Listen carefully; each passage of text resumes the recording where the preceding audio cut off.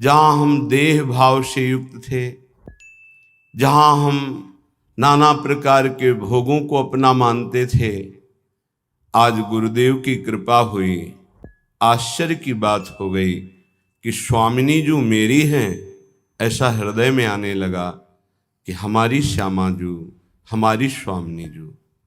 तो हे प्यारी जू, इतनी कृपा और कर दीजिए, मैं आपकी बलिहारी जाता हूँ।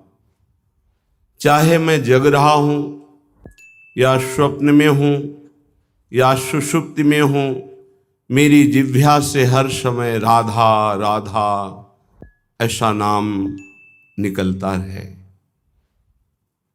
निश्चित कृपा से ऐसा ही होता है।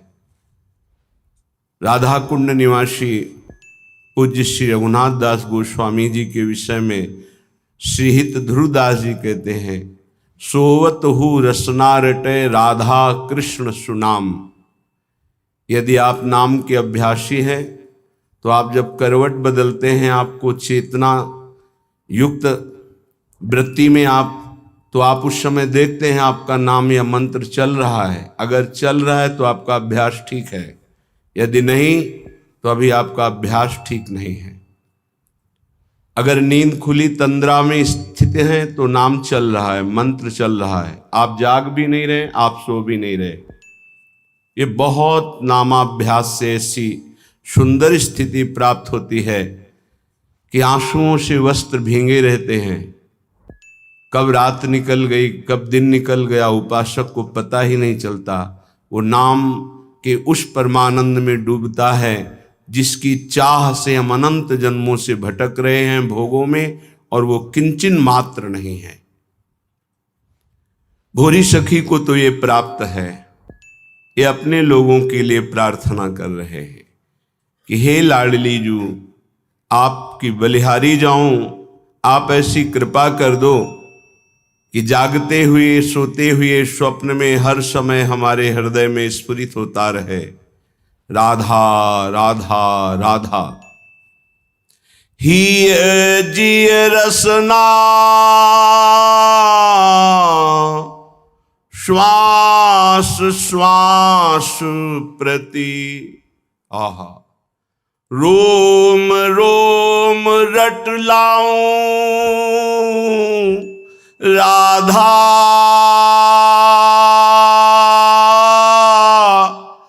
राधा राधा राधा।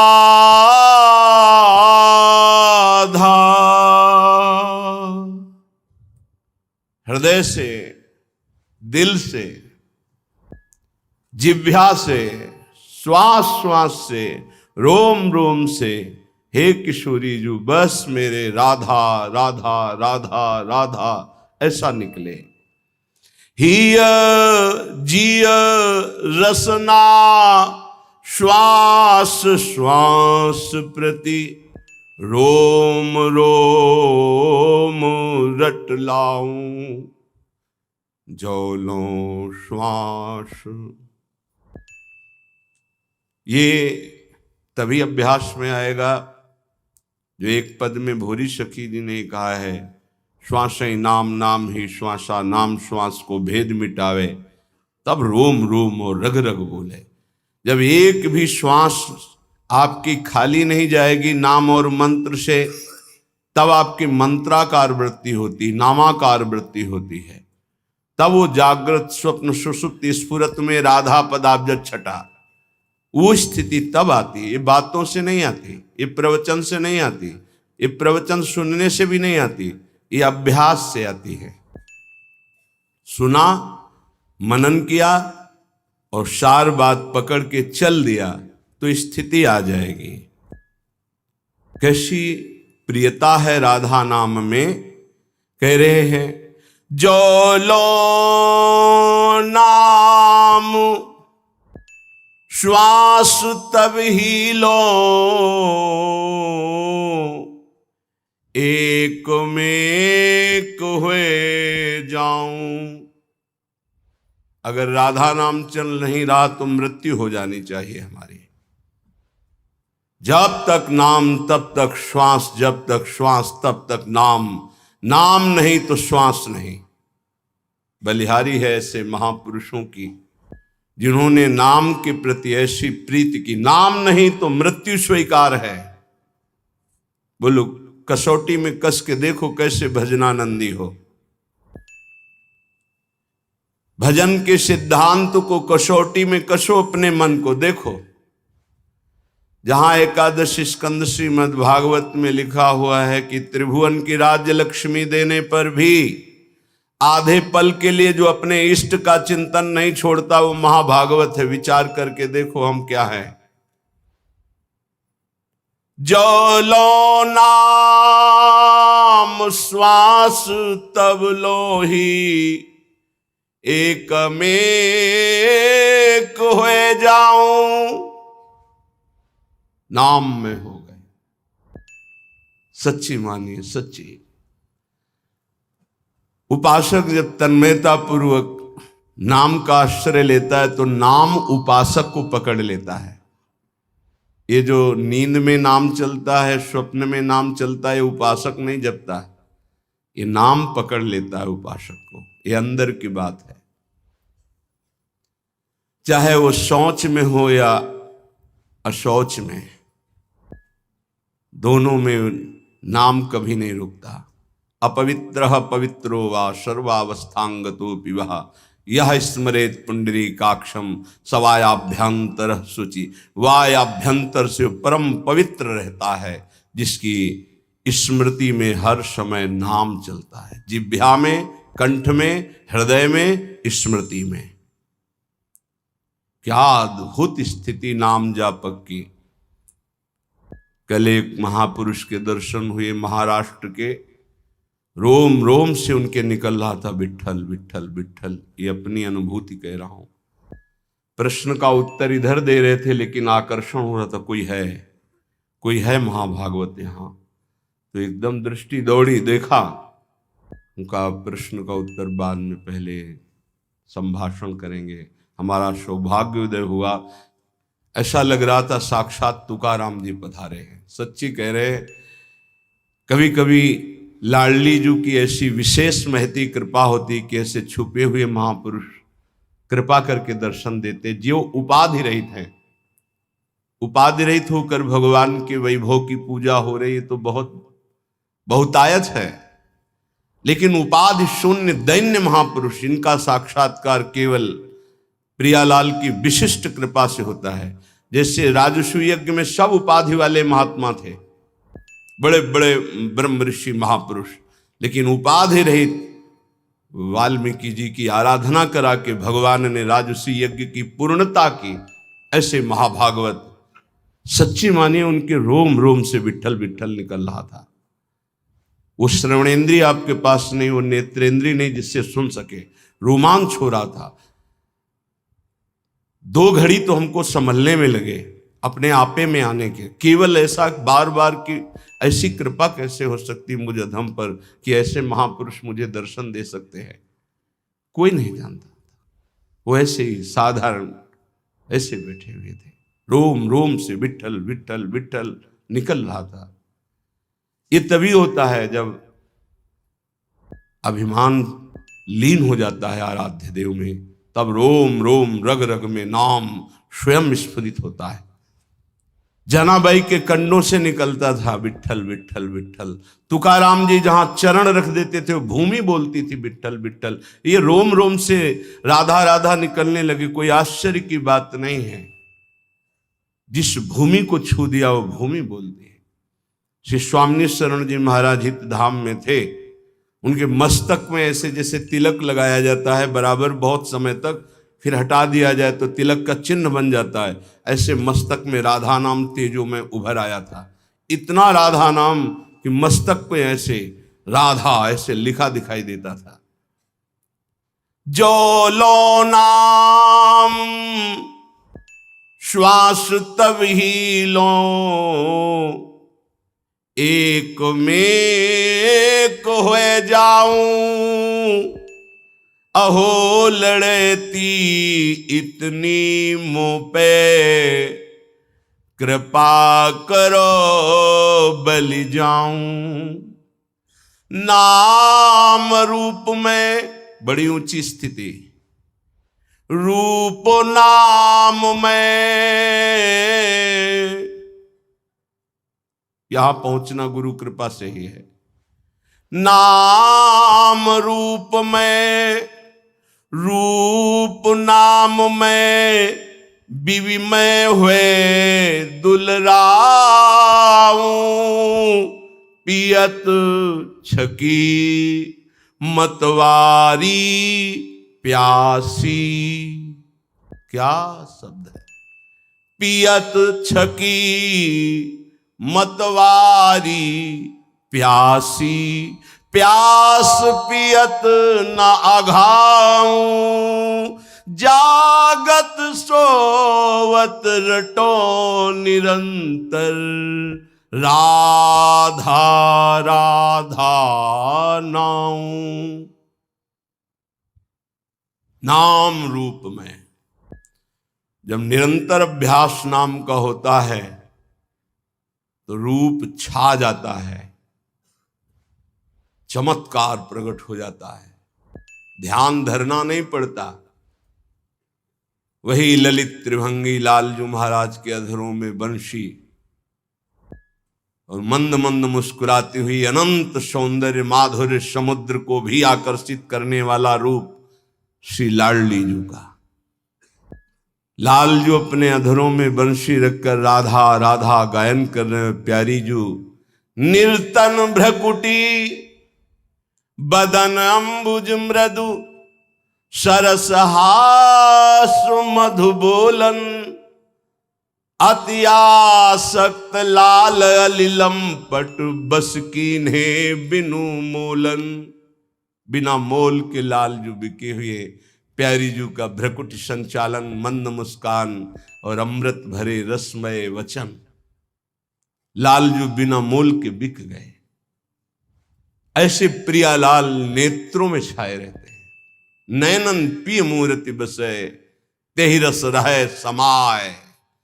यह लक्षण सुनि प्रेम के और न कछु सुहाय, और न कछु सुहाय। फिरे अपने रस मातो, कुटुम देहते जाए छूट सभी विधि नातो।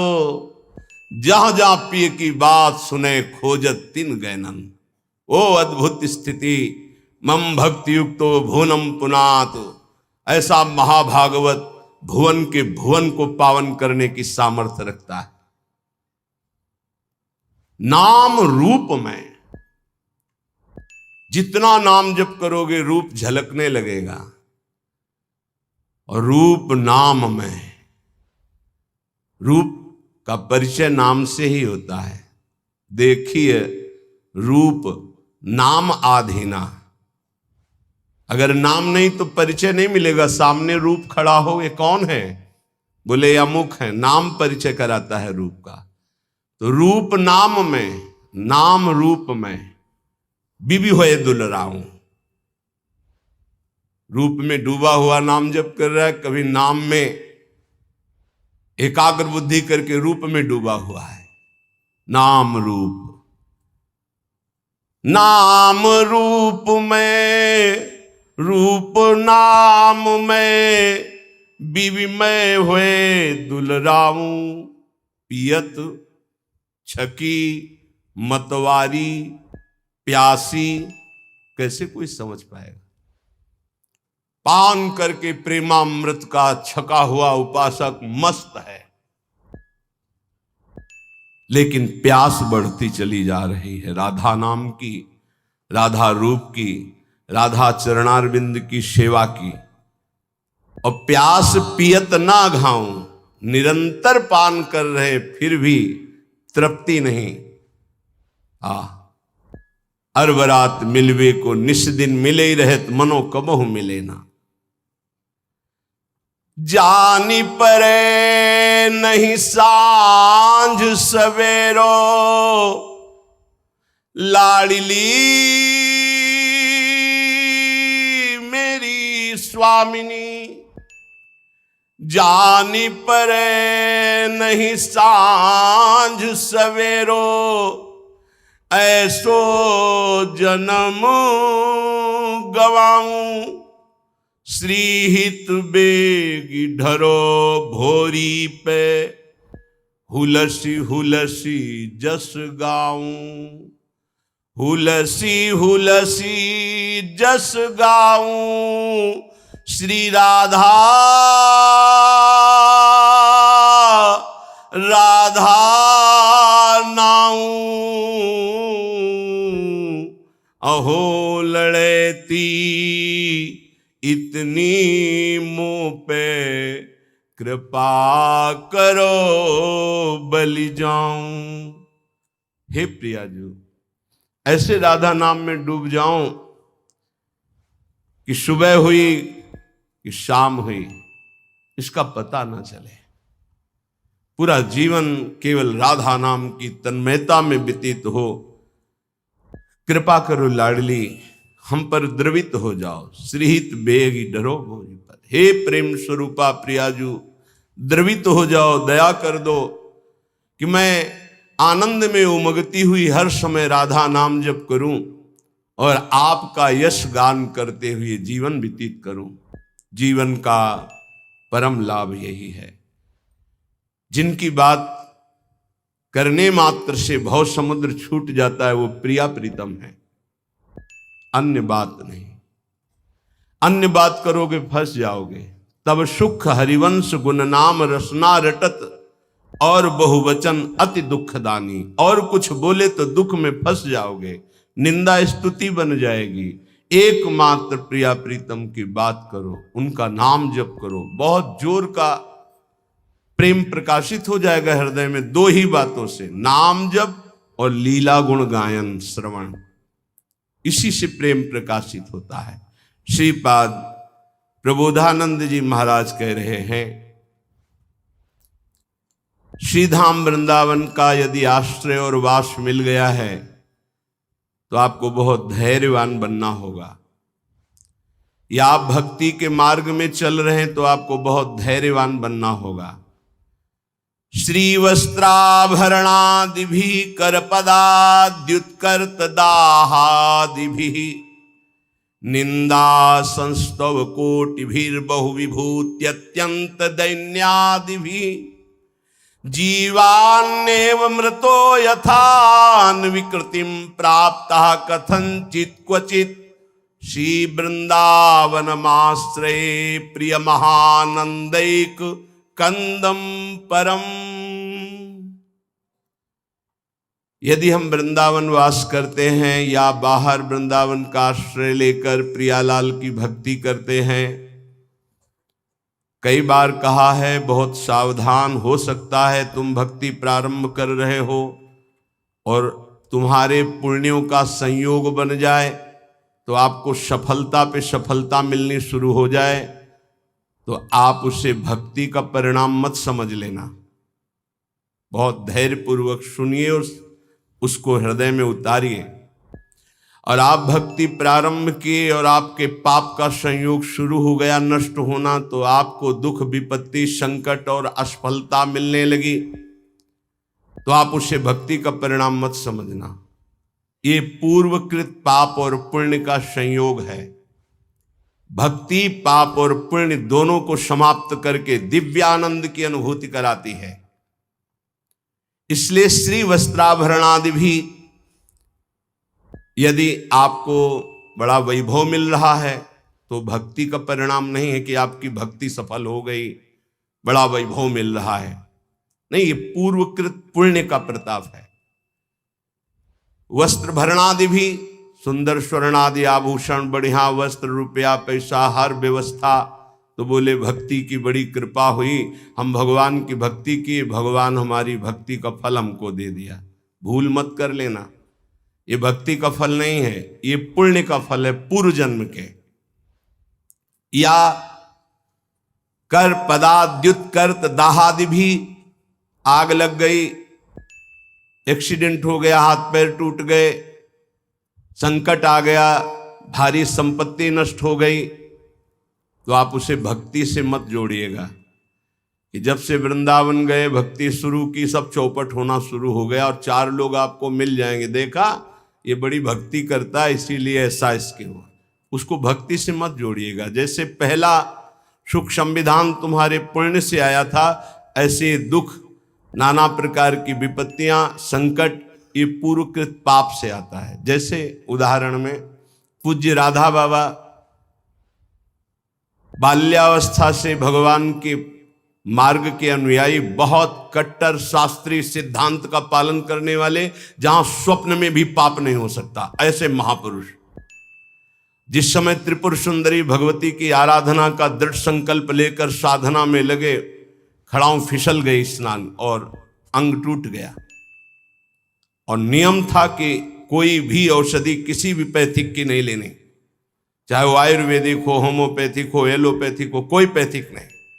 कितना भीषण कष्ट, बांस की पट्टियों से खपाच बांधकर उसको, और बैठ गए आराधना में। आराधना नहीं रुकी। क्या इस उच्च कोटि की अवस्था की स्थिति को प्राप्त महापुरुष के ऐसे साधन में विघ्न, ये पूर्वकृत, उसको वर्तमानकृत नहीं माना जाता। आप लोगों की क्या साधना होगी? बड़े बड़े महापुरुषों में बड़े भयानक रोग देखे गए, ये क्या वर्तमान की भक्ति का फल है? छोटी मोटी आराधना करके कामनाओं की पूर्ति होती, जिन्होंने जीवन को भगवान के चरणों में अर्पित कर दिया, क्या उनमें इतनी सामर्थ्य नहीं कि अपने शरीर को स्वस्थ रख सकें? लेकिन शरीर कृत पाप और पुण्य का प्रभाव इस शरीर में जो आ रहा है, कभी ज्ञानी पुरुष, विवेकी पुरुष उसको टालता नहीं है, उसे स्वीकार करता है और अपने भजन के बल से, आवागमन से मुक्त होकर भगवान को प्राप्त होता है। इसलिए धैर्यपूर्वक अध्यात्म को समझने की चेष्टा करें। चाहे हमें वस्त्राभूषण आदि खूब श्री वैभव संपत्ति मिल जाए, और चाहे हमारे अंग भंग हो जाए, सब संपत्ति नष्ट हो जाए, निंदा संस्तो कोटिभीर, चाहे कोई हमारी बड़ाई करे कि भाई बहुत कृपा पात्र हैं, भगवान का भजन करते हैं, और चाहे कोटि निंदा, कोई करोड़ों प्रकार से हमारी निंदा करे, बहु विभूत्यंत दैन्यादि भी, चाहे बड़ी विभूतियां एकत्रित हो जाएं या बिल्कुल सब नष्ट हो जाए, तो भी हम अपने प्रभु की भक्ति छोड़ने वाले नहीं। ऐसा धैर्यवान परमार्थ पे चल सकता है। देखो, विचार करके देखो, अध्यात्म किसे कहते हैं? नाटक को अध्यात्म नहीं कहते, पाखंड दंभ को अध्यात्म नहीं कहते। ये अध्यात्म बड़ो ही कठिन है, भजन ढिग ढरिबो। ये शूरवीर का कार्य है कि कदम आगे बढ़ेगा, चाहे जितना अस्त्र संचालन हो। जीवन नेव मृतो यथान विकृतिम प्राप्ता कथनचित क्वचित, जीवित रहूं या मर जाऊं, कदम पीछे नहीं हटेंगे। ये उन बहादुरों का मार्ग है परमार्थ, कायरों का मार्ग नहीं कि काम क्रोध मारा थप्पड़ और फैल के गिर गए, कंठी अलग, माला अलग, तिलक अलग। ये उनका कार्य नहीं है, उन शूरवीरों का कार्य है। आगे की पंक्ति में, जीवन नेव मृतो यथा न विकृतिम, जीवित रहूं या मर जाऊं इसकी कोई परवाह न विकृतिम, अपनी भक्ति में विकृति नहीं आने दूंगा, अपने भगवत मार्ग में मैं कभी कमी नहीं आने दूंगा। नियम लो, ये है भक्ति का स्वरूप। तब अजित भगवान को जीता जाता है। ये खिलवाड़ का मार्ग नहीं है। प्राप्ता कथनचित क्वचित, कोई भी विकार आकर के कहीं भी निपट सकता है। यह है गुरु का चेला, दूसरा कोई नहीं है। जैसे पहलवान गुरु अपने चेले को जहां देखता है कि कमजोर है, वहीं पीट पीट के फिर वो अखाड़े पे खड़ा करता है, अंगुली घुमाता है। ऐसे कोई भी लड़ सकता है। ऐसे ही यहां क्वचित कथनचित, कहीं भी कोई भी मेरे प्राण ले लो, लेकिन मैं भक्ति का मार्ग नहीं छोड़ सकता। चाहे वैभव आवे, चाहे नष्ट हो जाए, चाहे शरीर रहे या नष्ट हो जाए, यश हो या अपयश हो, इसकी कोई परवाह नहीं। जीवन नेव मृतो यथान विकृतिम प्राप्ता कथनचित क्वचित, मरूं या जीऊं इसकी अब कोई परवाह नहीं। ऐसा ही उपासक विजय प्राप्त करता है इस माया पर। नहीं तो बहुत लुभावना और भयावना दोनों प्रकार का आकर्षण माया देती है। शूरवीर टिकता है, नहीं मृत्यु वरण, लेकिन भगवान को नहीं छोड़ सकता। महात्मा बुद्ध जी जब ब्रह्मबोध करने के लिए घर से निकले, एक वृक्ष के नीचे बैठ गए और संकल्प किया कि शरीर का मांस गलित हो जाए, हड्डियां टूट जाएं, प्राण निकल जाएं, पर जब तक ब्रह्म साक्षात्कार नहीं होगा तब तक आसन से नहीं उठूंगा। और ब्रह्म बोध करके ही आसन से उठे, इसीलिए उसे बोध वृक्ष कहा गया। वही चित्र और वही श्लोक उड़िया बाबा अपने डायरी में रखते थे। सदैव सामने, ऐसे जीवन में 2 श्लोक सामने सदैव रखा अपने दिमाग में। मात्रा स्पर्शास्तु कौन्ते शीतोष्ण सुख दुखदा आगमा पायनो अनित्यास्तास्ति क्षस्व भारत यम ही न व्यथ्यन्ते ते पुरुषम पुरुषर्षभ सम दुखा सुखाधीरम स्वमृतत्वाय कल्पते।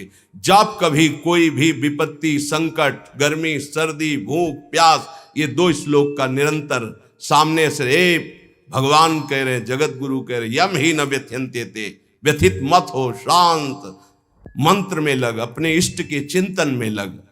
श्री वृंदावनमाश्रय प्रिय महानंदैक कंदम परम, जो ऐसा हो जाता है उसे वृंदावन महा आनंद प्रदान करता है, वो महाप्रेम का अधिकारी होता है।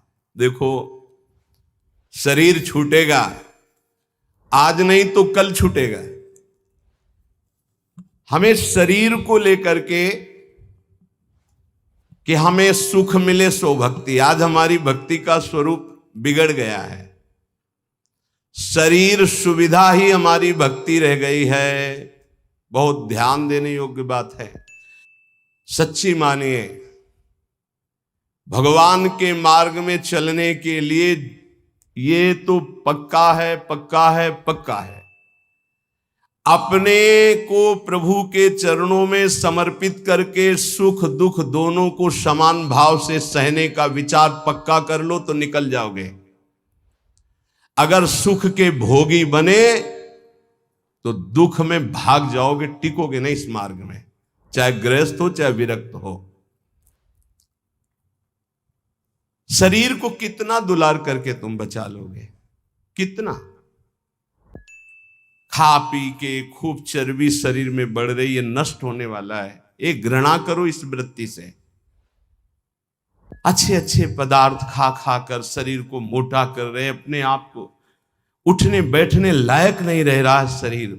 कहो व्यायाम करो, प्राणायाम करो, शरीर को कसो, शरीर स्वस्थ, चित्त स्वस्थ, साधन संयम परायण, अभी आनंद आ जाए। भोजन तो व्यायाम, वायु ले रहे हो तो प्राणायाम जरूरी है। साधु हो या गृहस्थ हो, अगर तुम्हारा शरीर स्वस्थ नहीं, शरीर के कितने ऐसे अंग हैं जो साधारण प्रक्रिया से उन पर कोई प्रभाव नहीं पड़ता, उनको असाधारण, जैसे एक सांस में 2-3 किलोमीटर दौड़ना, चलो बाहर नहीं दौड़ सकते तो आजकल यंत्र चले हैं, ट्रेडमिल क्या कहते हैं, उस पे चल सकते हो आप। 48 मिनट प्रत्येक साधक को चाहिए कि पद्मासन या सिद्धासन में बैठे 48 मिनट। ये बहुत छोटी बात है। 6-6 घंटे आसनों पे बैठने का अभ्यास किया जाता है।